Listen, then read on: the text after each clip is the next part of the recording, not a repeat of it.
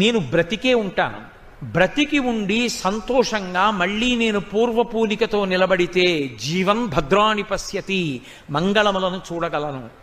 ఇప్పుడు మళ్ళీ పుంజుకున్నారు.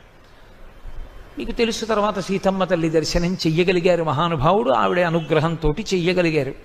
కాబట్టి మనిషి నిలబడడం అన్నది చాలా ప్రధానం. ఆ ఉత్సాహమును కాని మనసు కోల్పోయిందా, సంతోషమును కాని కోల్పోయిందా, లక్ష్యమునందు దృష్టి పెట్టగలిగిన స్థితి కాని పోయిందా, ఇక వాడేదీ సాధించలేడు.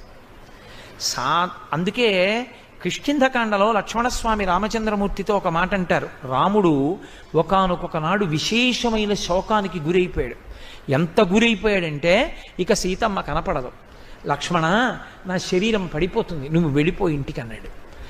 అప్పుడు లక్ష్మణస్వామి ఒక మాట చెప్పారు. ఉత్సాహో బలవాన్నార్యా నాస్తుత్యాహత్పరం బలం, స్వోత్సాహస్యాస్తి